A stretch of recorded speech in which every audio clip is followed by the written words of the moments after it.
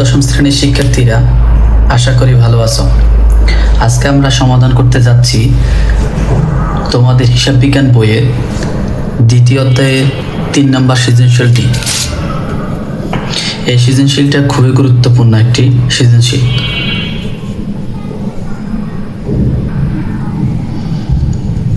উদ্দীপক legal aid নামের জনাব আসপিয়া 1 মে 2017 সাল তার আইন ব্যবসায় চালু করেন। তার ব্যবসাটা 2017 সালে চালু হয়।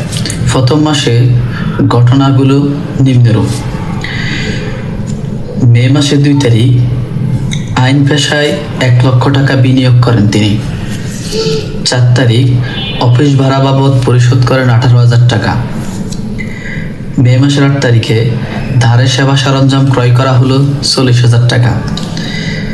মে মাসের 12 তারিখে মক্কেলদের নগদে আইনি সেবা দেওয়া হলো 30,000 টাকা।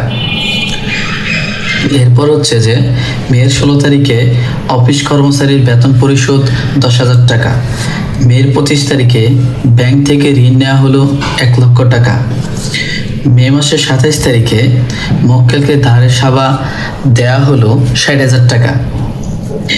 এরপরে 30 তারিখে বলা ছিল বাকিতে কৃত সেবা সরঞ্জামের মূল্য পরিশোধ। তো আমাদের প্রশ্ন সমূহ হচ্ছে যে সেবা সরঞ্জাম, আমি একটা সরঞ্জাম ক্রয় করছি বাকিতে, ওই টাকাটা আমি 30,000 পরিশোধ করে দিলাম। 40 থেকে 30,000 টাকা চলে গেলে আর আমার 10,000 টাকা থাকে, আর সেটা হচ্ছে যে আমার অপরিশোধিত মূল্য। তো চলেন আমরা অঙ্কটা করি। তো এটার জন্য ঘর দিতে হবে। ঘর হচ্ছে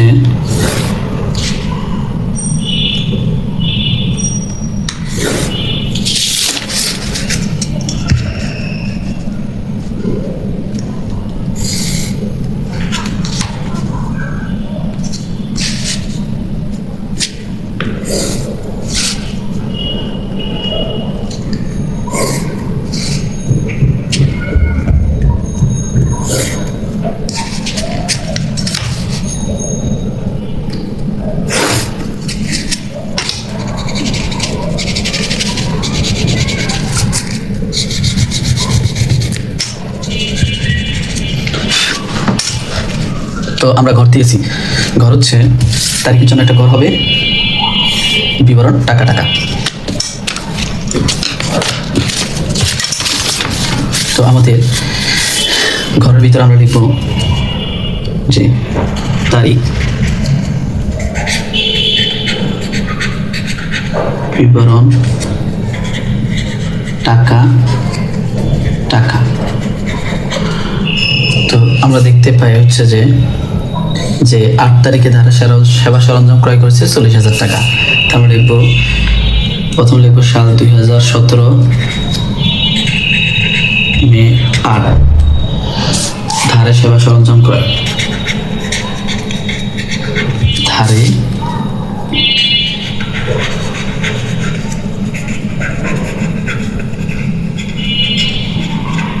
সেবা সরঞ্জাম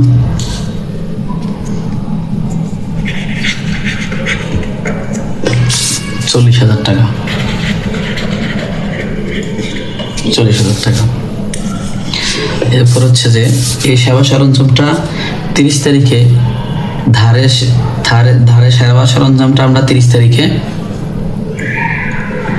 ধারে সেবা সরঞ্জামের যে মূল্যটা ছিল 40,000 টাকা, সেটা আমরা 30 তারিখে 30,000 টাকা পরিশোধ করে দিই। তো লিখবো মে 30 মাইনাস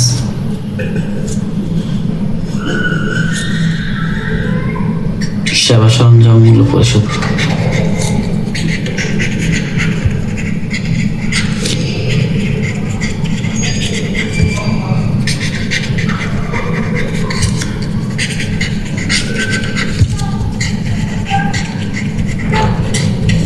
$30,000 টাকা।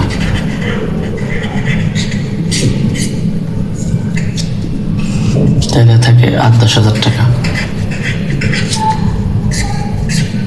এই 10,000 টাকা হচ্ছে যে আমাদের সেবা সরঞ্জামের অপরিশোধিত মূল্য। 10,000 টাকা। এরপরে পরের প্রশ্ন বলছে আমাদের মাস শেষে জনাব আসপিয়ার মালিকানা সত্ত্বের পরিমাণ নির্ণয় করো। তা আসলে আমরা গত অঙ্কে আমরা বলেছিলাম যে মালিকানা সত্ত্ব কিভাবে বের করতে হয়। তাহলে মূলত মালিকানা সত্ত্ব বের করার জন্য লিখতে হয় যেমন মালিকানা সত্ত্ব মানে হচ্ছে যে মূলধন যোগ আয় মাইনাস ব্যয় মাইনাস উত্তোলন, এগুলো হচ্ছে যে মালিকানা সত্ত্বের অংশ। তো আমরা কি করব, আমরা প্রশ্ন থেকে যেগুলো মূলধন সেগুলো লিখবো, মূলধনের সাথে আয়গুলো যোগ করব, ব্যয়গুলো মাইনাস করব এবং উত্তোলনগুলো মাইনাস করে দেব। তাহলে মালিকানা সত্ত্ব নির্ণয় করার জন্য আমরা ঘর আঁকি।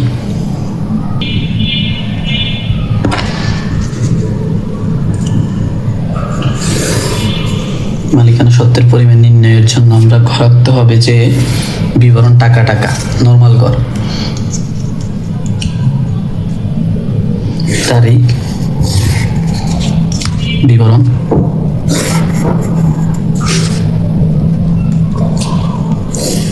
টাকা টাকা।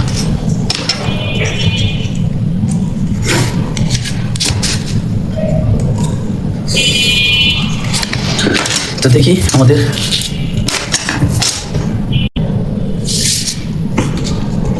তারিখ বিবরণ টাকা টাকা। তো আমরা প্রথম লেনদেনটা দেখব।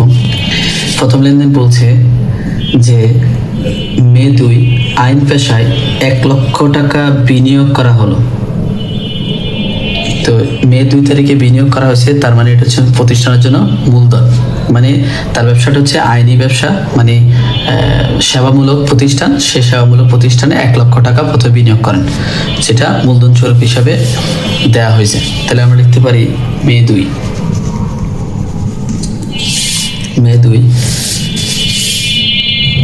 আইনি ব্যবসায় বিনিয়োগ, আইনি ব্যবসায়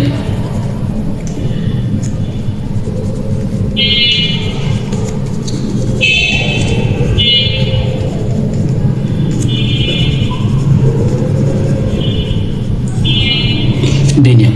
আমরা লিখবো, এটা লিখবো মূলধন, ব্র্যাকেটে মূলধন লিখবো। কত হাজার টাকা? 1 লাখ টাকা, 1 লাখ।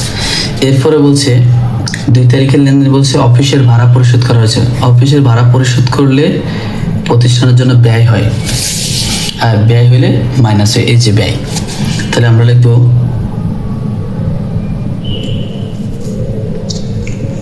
মে 4 তারিখ বাদ অফিস ভাড়া পরিশোধ, অফিস ভাড়া পরিশোধ এটা ব্যয়। কত হাজার টাকা? 18,000 টাকা। এরপর বলা আছে যে ধারে সেবা সরঞ্জাম ক্রয় করা হলো, এটা মুনাফা জাতীয় ব্যয় না, এটা মূলধন জাতীয় ব্যয়। মালিকানা সত্ত্বতে মূলধন জাতীয় ব্যয় আসে না, মুনাফা জাতীয় ব্যয় আসে, তাহলে এটা মালিকানা সত্ত্বতে যাবে না। এরপরটা বলছে যে কারণ এটা স্থায়ী সম্পত্তি ক্রয় করার কারণে ব্যয় হয়েছে, যেটাকে আমরা মূলধন জাতীয় ব্যয় বলি। এরপরে মে 12 মক্কেলের নগদে আইনি সেবা দেওয়া হলো। সে আইনি সেবা দেওয়ার কারণে নগদে 30,000 টাকা পাইছি, এটা তার জন্য আয়। তাহলে আমরা কত তারিখ? এটা হচ্ছে মে 12। নগদে আইনি সেবা প্রদান, নগদে আইনি সেবা প্রদান, ব্র্যাকেটে আমরা আয় লিখব। তাহলে কত টাকা? 30,000 টাকা। তো 30,000 টাকা প্রতিষ্ঠানের জন্য আয়, আয় হলে যোগ হয়। এরপরে লেখা আছে যে অফিস কর্মচারীর বেতন পরিশোধ। 10,000 টাকা। তো কর্মচারী বেতন পরিশোধ করলেও প্রতিষ্ঠানের জন্য ব্যয় হয়, বেতন পরিশোধ করলে প্রতিষ্ঠানের ব্যয়, যেটাকে মুনাফা জাতীয় ব্যয় বলে। তাহলে এটা আমরা লিখতে পারি যে তারিখ হচ্ছে 16 তারিখ, মে 16।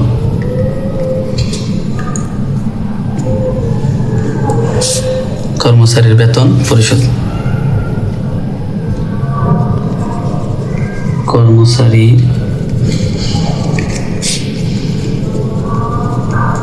বেতন পরিশোধ, এটা ব্যয়, এটা মাইনাস। তাইলে মাইনাস কত? 10,000 টাকা। এরপরে বলা আছে যে 25 তারিখ ব্যাংক থেকে ঋণ নেওয়া হলো। ব্যাংক থেকে ঋণ নেওয়ার কারণে মূলধন হয় না, আয় হয় না, ব্যয় হয় না, উত্তোলন হয় না। এটা হচ্ছে মূলধন জাতীয় প্রাপ্তি, তাহলে এটা এখানে আসবে না। এরপরে বলছে মক্কেলকে ধারে আইনি সেবা দেওয়া হলো 60,000 টাকা। তাহলে সেবা দিলে আয় হয়, তাহলে আমরা লিখতে পারি 27 তারিখ, মে 27।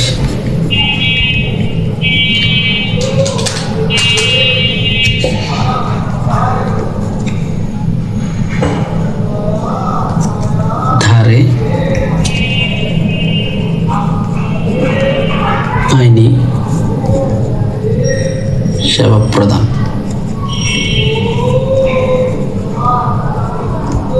আয় 60,000 টাকা।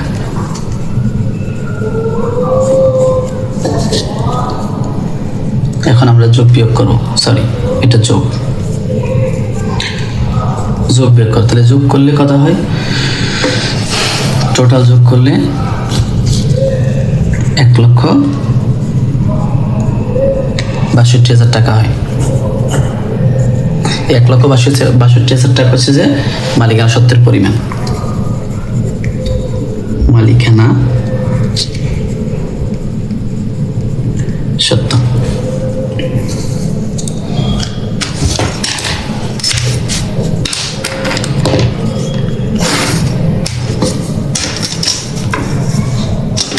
তাহলে এই ছিল আমাদের খ নাম্বার, মালিকানা সত্ত্বের পরিমাণ নির্ণয় করা হয়েছে। মালিকানা সত্ত্ব হচ্ছে যে 62,000 টাকা। এখন আমাদের ঘ প্রশ্ন বলছে মে মাসের লেনদেন দ্বারা হিসাব সমীকরণের প্রভাব দেখাতে বলছে। তো আমরা গত ক্লাসে যে 2 নম্বর সৃজনশীল করতে গিয়ে হিসাব সমীকরণ কিভাবে নির্ণয় করতে হয় তা দেখিয়েছি।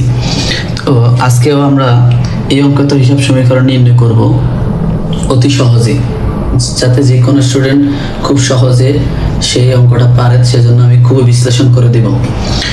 তো হিসাব মূলত আমরা প্রথমে শিখব হচ্ছে হিসাব সমীকরণ। তাহলে হিসাব সমীকরণ মানে কি? হিসাব সমীকরণ হচ্ছে যে এ সমান সমান এ প্লাস ই। এ মানে এখানে অ্যাসেট, এল অ্যাসেটস, এখানে এল মানে লাইবিলিটি, আর ই মানে ইকুইটি। এইটা দ্বারা বোঝাচ্ছে যে সম্পদের পরিমাণ যা হবে দায় প্লাস ওই দুটাকে যোগ করলে সমান হতে হবে।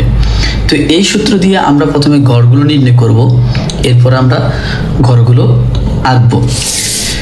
প্রথমে প্রশ্ন পড়ব আমরা। প্রথম প্রশ্নটা হচ্ছে, সুবিধার্থে একটু পাস করে নিলাম। প্রথম হচ্ছে যে আমরা প্রথম লেনদেনটা হচ্ছে যে আইনি পেশায় 1,00,000 টাকা বিনিয়োগ করা হয়েছে। বিনিয়োগ করার কারণে নগদ অর্থ আসছে, মূলধন হিসাবে মালিকানা সত্ত্ব বৃদ্ধি হয়েছে। তাই হচ্ছে যে আমরা বলতে পারি নগদ বা সম্পদের দিকে একটা ঘর হবে, আর মালিকানা সত্ত্বের জন্য একটা ঘর। এটার ভিতরে কি কি থাকে?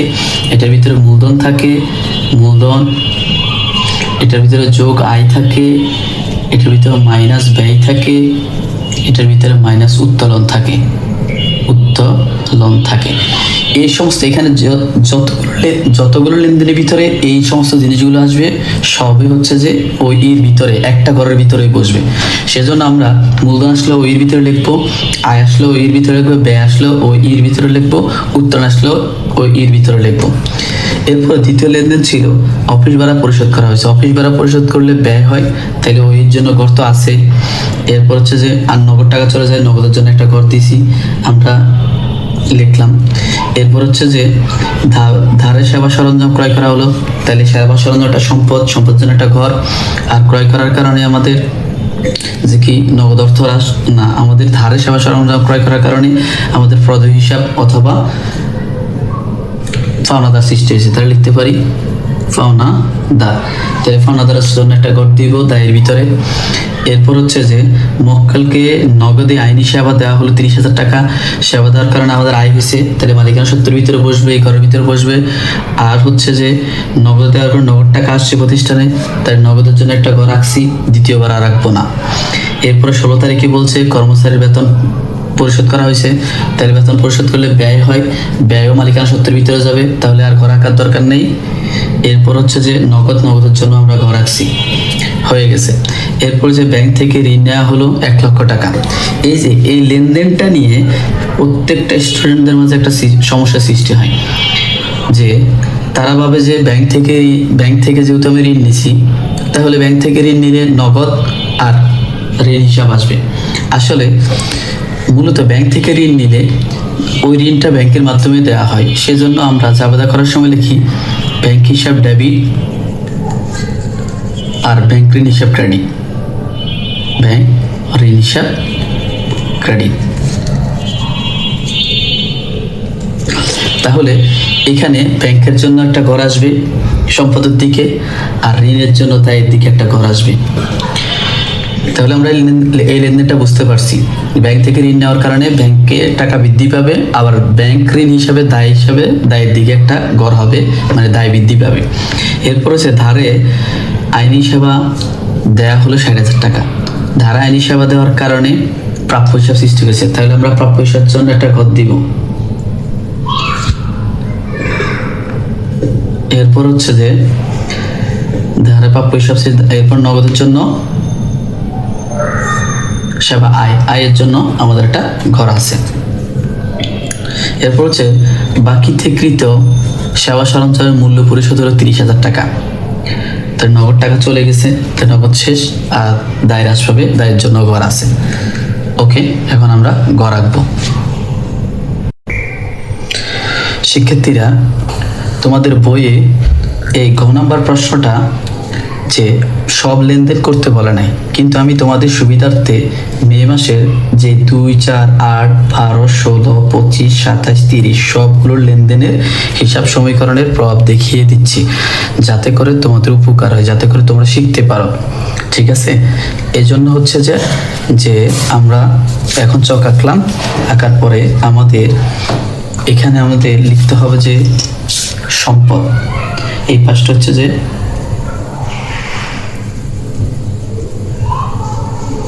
সম্পদ।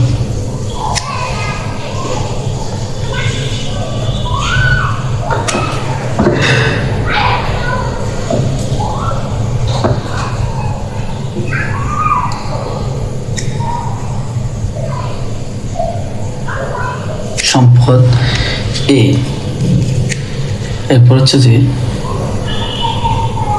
দায় এ,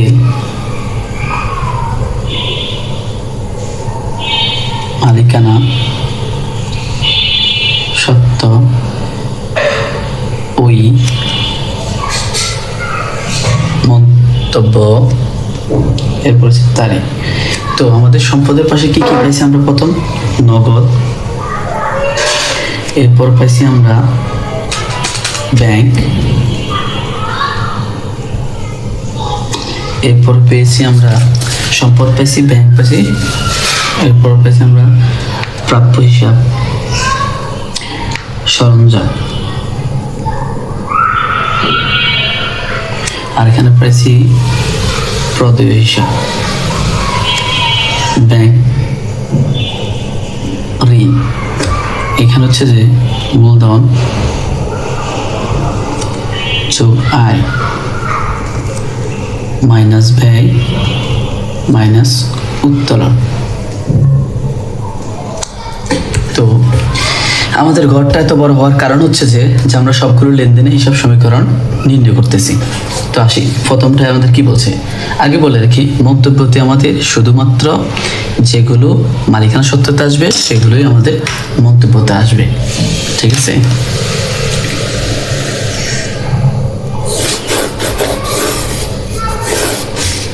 সেগুলো মন্তব্যতে আসবে। তাহলে এখন আমরা অঙ্ক করাই। যেমন আমাদের প্রথম 1 তারিখে 2 তারিখে বলছে মূলধন মানে আইনি পেশা 1 লক্ষ টাকা বিনিয়োগ করা হয়েছে, আর 1 লক্ষ টাকা বিনিয়োগ করার কারণে নগদ অর্থ হিসাবে 1 লক্ষ টাকা প্রতিষ্ঠানে আসছে। এরপর হচ্ছে যে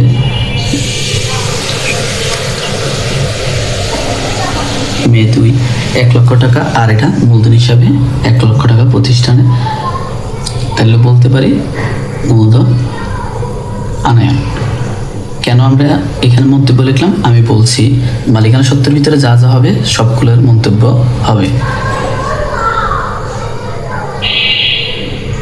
ওকে, এরপরে বলছে আমাদের মে 2, মে 4, মে 8, যেহেতু সবগুলো লেনদেন সেহেতু লিখে রাখছি। মে 12, মে 16, মে 25, মে 27, মে 30। তাই আমাদের এবার 4 তারিখ হচ্ছে যে অফিস ভাড়া পরিশোধ। অফিস ভাড়া 18,000 টাকা নগদ চলে গেছে, আর ভাড়া পরিশোধ করছে এই জন্য ব্যয় হয়েছে, আর ব্যয় আমাদের এখানে মাইনাস লিখতে পারি ভাড়া ব্যয়। ওকে, এরপর তারিখ হচ্ছে 8 তারিখ, ধারে সেবা সরঞ্জাম ক্রয় করা হয়েছে। তো ধারে সেবা সরঞ্জাম ক্রয় করার কারণে সম্পত্তি হিসেবে 40,000 টাকা আসছে, আবার দায় হিসেবে 40,000 টাকা বৃদ্ধি পেয়েছে। ধারে ক্রয় করার কারণে এটা দায় হয়েছে। যেহেতু এটা মালিকানা সত্ত্বের ভিতরে নাই সেহেতু মন্তব্য দেওয়া লাগবে না। এরপর হচ্ছে যে বলছে মক্কেলে নগদে আইনি সেবা দেওয়া হলো 30,000 টাকা 12 তারিখ। তো নগদ দেওয়ার পর নগদে 30,000 টাকা আসছে, আর আয়ও 30,000 টাকা হয়েছে। লিখতে পারি সেবা আয়। এরপরে বলছে 16 তারিখে অফিস কর্মচারীর বেতন পরিশোধ করার কারণে নগদে 10,000 টাকা চলে গেছে, তাই নগদ থেকে মাইনাস করব। আর বেতন ব্যয় হইলে মালিকানা সত্ত্ব থেকে মাইনাস হয়, তাই লিখব বেতন ব্যয়।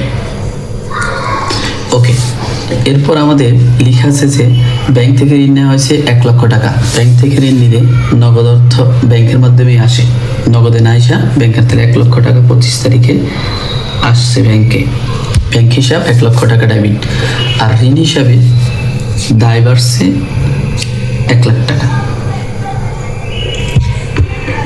ওকে, এরপর আমাদের বলছে যে মক্কেলদের ধারে আইনি সেবা দেওয়া হলো 60,000 টাকা। তো 60,000 ধারে দেওয়ার কারণে প্রাপ্য হিসাব বৃদ্ধি পাইছে 60,000 টাকা, আর আইনি সেবা দেওয়ার কারণে আয় হয়েছে 60,000 টাকা, আয় প্লাস হয়। তাহলে লিখবো যে সেবা আয়। এরপর আমাদের বলা আছে যে বাকিতে কৃত সেবা সরঞ্জাম মূল্য পরিশোধ 30,000 টাকা। তাহলে পদ হিসাব থেকে নগদ থেকে 30,000 টাকা হ্রাস পাবে, আর পদ হিসাব হ্রাস পাবে 30,000 টাকা। এবার আমরা সবগুলো যোগ করবো। এখানে লিখবো উদ্বৃত্ত, এগুলো যোগ বিয়োগ করে আমরা এবার এখানে বসাবো।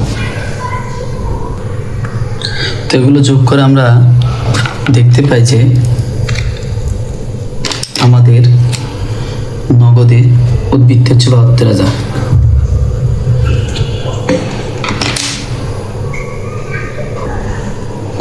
এরপর হচ্ছে যে ব্যাংকের ঘর হচ্ছে যে 1 লাখ টাকা। এরপর হচ্ছে যে প্রাপ্য হিসাবের ঘরে 60,000 টাকা, সরঞ্জামের ঘরে 40,000 টাকা, আর পদ হিসাবে ঘরে 10,000 টাকা, আর ঋণের ঘরে 1 লাখ। এরপরে আমরা বাকিগুলো যোগ করে পাই যে 1 লাখ। আমরা মালিকানা সত্ত্ব যোগ করে পাই 1,62,000। এবার আমাদের এখানে যোগ সমান